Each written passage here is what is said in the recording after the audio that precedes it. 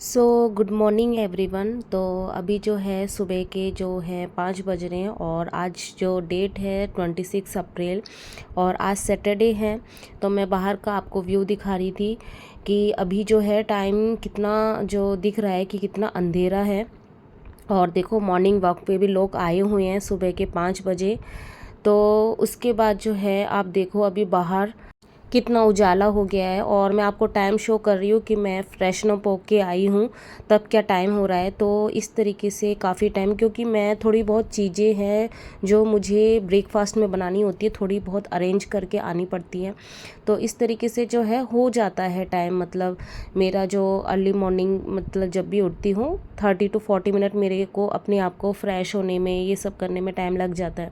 तो मॉर्निंग में जैसे कि है मेरा रहता ही है कि मुझे ओनली जो है रिवीजन पोर्शन ही मैं करती हूँ और मोस्टली जो है मैं अपने सब्जेक्ट को ही रिवीजन करती हूँ, क्योंकि ऑब्वियस सी बात है जो सब्जेक्ट है वो पूरा मेरा क्योंकि अभी जो है रिवीजन का पोर्शन चल रहा है ना मेरा, तो जितना ज़्यादा रिवीजन करूँगी रात में जो भी है पढ़ती हूँ उसको सुबह करती हूँ तो बहुत अच्छे से समझ में आता है, दिमाग में सारी चीज़ें बैठने लगती है।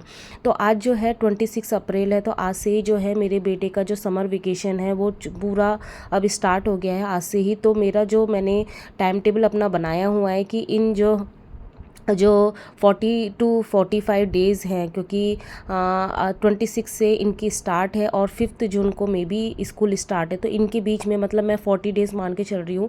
तो नेक्स्ट 40 डेज़ मेरा जो टाइम टेबल रहने वाला है, तो आज मैं पूरा दिन का जो है मैं आपको दिखाऊंगी कि मैं कैसे कैसे मैनेज कर रही हूँ, क्या मेरा टाइम टेबल है। तो कई सारे जो ऐसे एस्पिरेंट हैं जो मेरे जैसे हाउसवाइफ है उनको थोड़ा आइडिया लग जाएगा कि हमें बच्चों के साथ, क्योंकि घर में बच्चे होंगे तो आपको उनके साथ मैनेज करते हुए अपने 10 आवर्स की स्टडी को हम कैसे कर सकते हैं, वो मैं आप लोगों को पूरे अपने दिन भर के शेड्यूल में दिखाऊंगी। साथ ही साथ आज सैटरडे है तो मुझे डीप क्लीन भी करना है। मैं सैटरडे और संडे ये 2 दिन रखती हूँ वीकली जो डीप क्लीन रहता है। कभी जैसे किचन का हो गया, कभी मतलब मैं रूम डिसाइड कर लेती हूँ कि सैटरडे को ये करना, संडे को इस तरीके से क्या है विदाउट मेड मेरे काम जो है वो विदाउट एनी हेल्पर मेरे हो जाते हैं और करना भी पड़ता है, क्योंकि घर गंदा भी रहता है तो भी अच्छा नहीं लगता है दिखने में, और थोड़ी बहुत ना आपको करना भी चाहिए घर का काम, क्योंकि इससे क्या बॉडी आपकी मूवमेंट भी रहती है, आपकी फिजिकल एक्सरसाइज जैसा भी हो जाता है थोड़ा बहुत। तो और मन भी थोड़ा सा ना अच्छा लगता है जब आप क्लीनिंग करते हो, तो आपका माइंड ना फ्रेश हो जाता है, पॉजिटिविटी फैलती है घर में। तो इसलिए मैं सैटरडे संडे ये डिसाइड रहता है मेरा, क्योंकि लेट मैं मॉर्निंग पूजा भी करती, क्योंकि हस्बैंड का ऑफिस नहीं रहता, बच्चे का भी स्कूल ऑफ रहता है, तो मैं नॉर्मली मेरा सैटरडे संडे यही रहता है क्लीनिंग का और रिवीजन का पोर्शन की ज़्यादा से ज़्यादा मुझे रिवीजन करना है, नया कुछ याद नहीं करना है। तो 6-17 तक हो गया था, क्योंकि मैंने 5:40 से स्टार्ट किया था, तो हाफ एन आवर मुझे एटलीस्ट जो है चाहिए था कि मैं अपना याद करूँ, लर्न करूँ, रिवीजन करूँ। तो उसके बाद मैं दिखा रही थी कि ट्रिग्नोमेट्री से स्टार्ट किया था और इनवर्स ट्रिग्नोमेट्री तो मैंने थोड़ा बहुत किया, क्योंकि मैं फॉर्मूले ही रिवीजन कर रही थी। इसके बाद जो है मैं मॉर्निंग जो मेरी वॉक होती है उसको करने जाऊँगी। तो उसके बाद जब मैं आई थी तो 7 बज गए थे अप्रॉक्स, और हस्बैंड जाएंगे जो कंस्ट्रक्शन साइट पे, तो उनको जो है प्रॉपर जो हैवी ब्रेकफास्ट बोलते हैं, रोटी सब्जी आप बोल सकते हो, हैवी ब्रेकफास्ट करके उनको मतलब करा के भेजना है। तो मैं अभी आटा लगा रही हूँ और जो है और सब्जी भी मुझे बनानी है। तो मेरा जो है आधा काम जो लंच से पहले का वो थोड़ा हो जाता है, फिर आफ्टरनून में फिर मैं एक और जो है सब्जी बना लेती हूँ। तो इस तरीके से हमारा चल जाता है, क्योंकि वही बात है कि हमें अभी इतना लेविश में नहीं चलना है कि बहुत सारी चीज़ें हमें करनी है। ठीक है, मैं ट्राई यही करती हूँ कि हाँ जितना कम से कम हो किचन का काम कम मैं करूँ, जिससे मैं अपनी पढ़ाई को ज़्यादा टाइम दूँ। तो अभी तक हस्बैंड जो है आए नहीं हुए थे, तो फिर मैंने सोचा जब तक वो नहीं आते और बच्चा जब तक खेल के आता तब तक जितना हो सकता है मैं अपना स्टडी करूं। तो मेरा जो है मैं बाद में आप लोगों के साथ टाइम शेयर करूंगी, लेकिन वो time as it is follow नहीं हो पाता, स्पेशली सैटरडे और संडे, क्योंकि हस्बैंड घर पे रहते हैं। तो जब वो कभी उनको जाना, कब उनको जाना हो कोई पता नहीं रहता। आफ्टरनून पे जब कंस्ट्रक्शन साइट से आती हैं लंच के टाइम पे उनका पता नहीं रहता कब वो आएंगे, तभी हम लंच करते हैं उनके साथ। तो मुझे उस तरीके से मैनेज करके चलना पड़ता है कि हाँ अगर जब तक नहीं आए तब तक मैं अपनी स्टडी कर लेती हूँ, और जब वो आते हैं तब उनको खाना वाना देना, उनके साथ टाइम स्पेंड करना। मेरा बच्चा जो है उसका मैंने ऐसा शेड्यूल बनाया हूँ, बाद में आपको दिखाऊंगी कि इस तरीके से बनाया हूँ कि उसका पूरा दिन जो है बिजी में रहता है और बोर भी नहीं होता है। तो इस तरीके से मैं सारी चीज़ें मैनेज कर रही हूँ। तो आपको भी ऐसा अपना पूरा दिन का डे देखना पड़ेगा कि पूरा दिन कैसे जाता है। उसके बाद आपको हर एक दिन को, अपने दिन को डिवाइड करना है कि समर वेकेशन का टाइम है। अगर आपके बच्चे बहुत ज़्यादा छोटे हैं तो आपको जैसे छोटी मोटी जो समर एक्टिविटी होती है या जो आजकल जो है ऑनलाइन भी समर वेकेशन कोर्स चल रहे होते हैं, आपको उसमें इंगेज करना चाहिए। जब वो क्लासेस देखते हैं तब वो 2 आवर्स वहाँ पे इंगेज रहेंगे। फिर जब वो उनका कोर्स जो क्लासेस है ख़त्म हो जाती है, उसके बाद उनको खुद को बोलो कि हाँ आप अब खुद जो है उनको करके देखो कि किस तरीके से आपको आता है नहीं आता, मतलब उनको एक्सपेरिमेंट पे छोड़ दो और अपना जो है अपनी स्टडी आप साथ साथ में करते रहो। क्योंकि बच्चों को हमें खुद ही देखना है। आप केयर टेकर रखोगे, अगर आपकी है इतनी क्षमता तो आप केयर टेकर रख सकते हो। अदरवाइज जैसे मेरे जैसे है, मैं केयर टेकर नहीं रख सकती हूँ, तो मुझे खुद को ही ध्यान देना पड़ता है। और नॉर्मली मेरे जो भी एस्पिरेंट है वो भी मेरे से बिलोंग करेंगे, वो भी नहीं चाहेंगे कि कहीं और उनको भेजे। तो जब हमें खुद को ही रखना है तो हमें खुद को ही सोचना पड़ेगा कि हम अपने बच्चे को पूरा टाइम देते हुए भी अपनी स्टडी को कैसे मेंटेन करें। तो आज मैंने डिसाइड किया था कि बाहर जो मेरी बालकनी है वो बहुत ज़्यादा गंदी हो रखी थी, तो फिर मैंने सोचा इनको क्लीन कर लेती हूँ। क्योंकि ये मेरा जो पोर्शन है बहुत ज़्यादा मुझे अच्छा लगता है, क्योंकि पूरा दिन भर जो है मेरा इसी से गुजरता है। ये नीट एंड क्लीन नहीं रहता तो मुझे अच्छा भी नहीं लगता। और पहले तो मैं नहीं करती थी, पहले हस्बैंड ही करते थे, लेकिन अभी जो है हस्बैंड तो बहुत ज़्यादा बिजी है, वो नहीं कर सकते, तो ये काम मुझे ही करना पड़ता है। तो आफ्टर क्लीनिंग जो है ज़्यादा कुछ नहीं किया, ओनली जस्ट वाटर से मैंने क्लीन किया। और उसके बाद बाहर का भी मैं व्यू दिखा रही हूँ कि बहुत ज़्यादा क्लाउडी हो रहा है, बहुत ज़्यादा गर्मी और उमस भी हो रही थी। तो उसके बाद जो है बाहर का काम होने के बाद फिर मैं अपना मॉपिंग कर रही हूँ। मॉपिंग करने के बाद जस्ट उसके बाद जो है मैं अपना शावर लूँगी और मॉर्निंग पूजा करके फिर दोबारा अपनी जो स्टडी में लग जाऊँगी। तो इस तरीके से जो है मेरा शेड्यूल रहता है। सैटरडे संडे के दिन जो है वैसे मेरी कोई मेड नहीं आती, सारा जो है डेली मुझे यही करना पड़ता। मैं डेली मॉपिंग करती हूँ क्योंकि नीट एंड क्लीन घर रहता है तो मुझे अच्छा भी लगता है। मैं ज़्यादा कुछ नहीं करती, लेकिन हाँ मॉपिंग बहुत ज़्यादा ज़रूरी होती है मेरे लिए। कई लोगों को तो मैंने देखा है कि वो डेली लगाते नहीं है कि स्टडी में थोड़ा सा वो होगा, लेकिन हाँ मैं करती हूँ। ठीक है, तो उसके बाद जो है मैं अपना मॉर्निंग पूजा वगैरह सब कुछ करके आ गई थी। अब जो है बेटे को मैंने ब्रेकफास्ट दे दिया। ये भी अपना जो 2 आवर्स का सोसाइटी में जो है जो क्रिकेट है या बैडमिंटन ये अपनी खेल के आ जाता है। उसके बाद अभी जो है इसका टाइमिंग है, ये ब्रेकफास्ट का टाइम है। फिर 11 बजे से जो है 12:30 तक मैंने इसका शेड्यूल ऐसे रखा हुआ है कि मैं इसको ट्यूशन, उसको बोला हुआ है कि मैं आपको ट्यूशन पढ़ाऊँगी। उसमें क्या है, मैं इसको पूरे सब्जेक्ट पढ़ाती हूँ, तो थोड़ा बहुत समझाती हूँ, उसके बाद उसको टारगेट दे दी। जैसे मैंने 15 मिनट उसको समझाया, उसको टारगेट दे दिया, उसके बाद फिर मैं अपना करने लगती हूँ। तो इस तरीके से स्टडी को मैनेज मैं कर रही हूँ। और मेरे बेटे का क्या है कि उसको है सीखना है, और कहीं उसको भेजूंगी तो वो बोर ही होगा, क्योंकि उसको कोई भी चीज़ में इंटरेस्ट नहीं है। उसको कोडिंग और साइंस एक्टिविटी मतलब इसी में है, ना म्यूज़िक डांस, इसमें किसी में एक्टिविटी में पसंद नहीं है। तो सोसाइटी में बहुत सारे प्रोग्राम चले हुए, लेकिन इसको पसंद ही नहीं है, तो मैं भेज भी नहीं पाती हूँ। ठीक है, तो इस तरीके से फिर मैंने यही सोचा कि नहीं, इसको पहले से ही ओलंपियाड के लिए प्रिपेयर करते हैं। और इसकी राइटिंग भी स्लो है, तो उसका मैं डेली का टारगेट भी देती हूँ कि हाफ एन आवर इसको हिंदी और इंग्लिश का एक एक पैरा जो है, एक एक पेज डेली का लिखना है, जिससे क्या है इसकी मतलब स्पीड में इंक्रीज़ होगा, क्योंकि ये क्लास 6 में आ चुका है। अब लॉन्ग लॉन्ग आंसर इसको लिखने होंगे। और मैम भी यही बोलती है कि इसके स्कूल की टीचर की इसका सब कुछ बहुत अच्छा है, मतलब इससे कुछ भी पूछो सब कुछ आता है, लेकिन लिखने में स्लो है। तो इसलिए मैंने सोचा कि पूरा समर वेकेशन इसका ऐसे ही करना है कि आफ्टरनून के टाइम पे तो जो है इसकी जो कॉग्निटिव इसका जो है डेवलपमेंट का जो है मुझे करना है।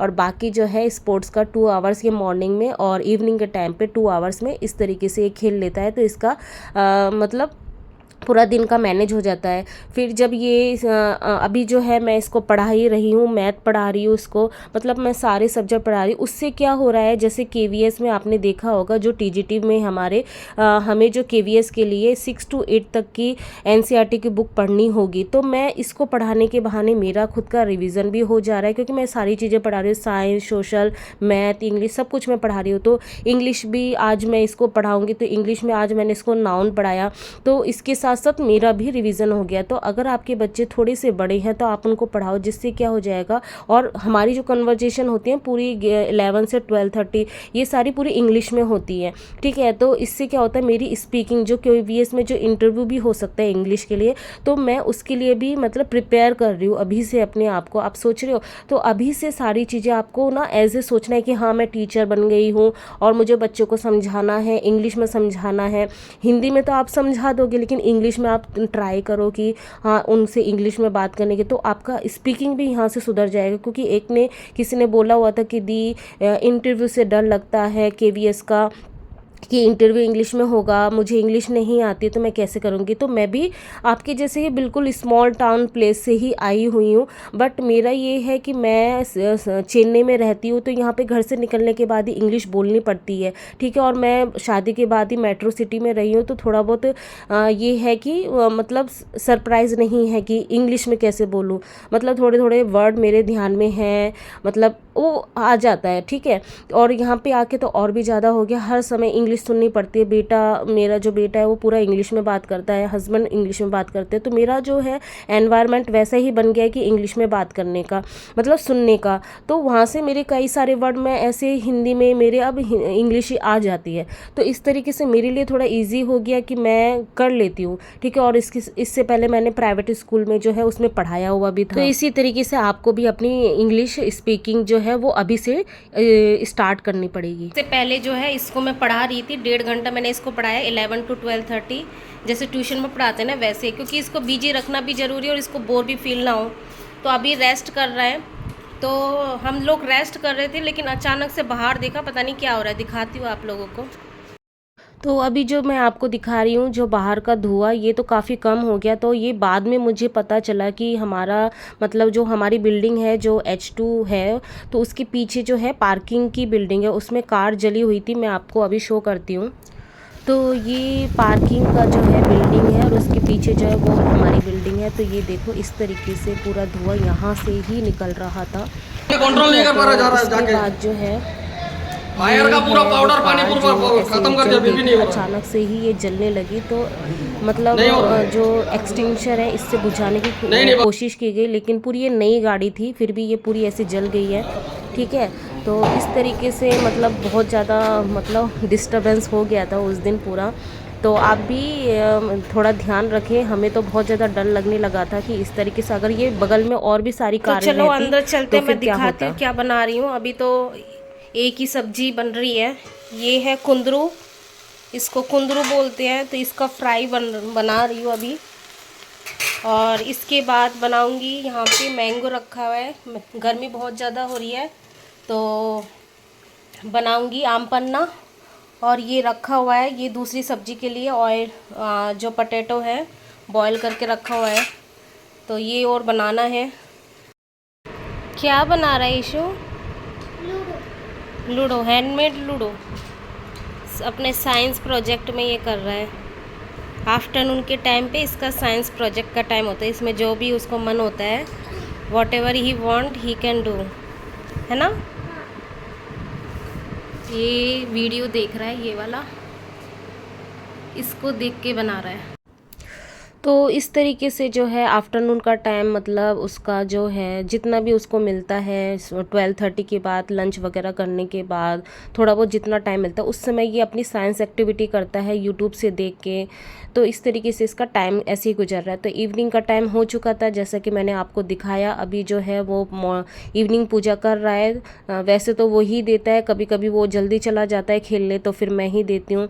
तो इस तरीके से मैंने उसको सारी चीज़ दिखाई हुई है। हर चीज़ में ना ना इन्वॉल्व करना चाहिए बच्चे को, नहीं तो बच्चे ना बोर भी हो जाते हैं। ये मैंने अपने हस्बैंड से सीखा, वो हमेशा यही बोलते हैं कि उसको हर चीज़ सिखाओ, वो हर चीज़ में इंगेज रहेगा तो वो बोर नहीं होगा। और आप उससे हर चीज़ करवाओगे तो क्या होगा, वो ना बोरिंग फील करेगा हर चीज़ में। और उसकी जो है ना, आजकल बच्चों की क्या होती है कि बैठे बैठे ना वो बहुत ज़्यादा आलसी हो जाती है। ये कोविड के टाइम पे बच्चे ना कुछ नहीं करके ओनली लैपटॉप टीवी में ऐसे पड़े रह के ना बहुत ज़्यादा आलसी, मतलब ये लेजीनेस आ गया बॉडी में कहीं ना कहीं।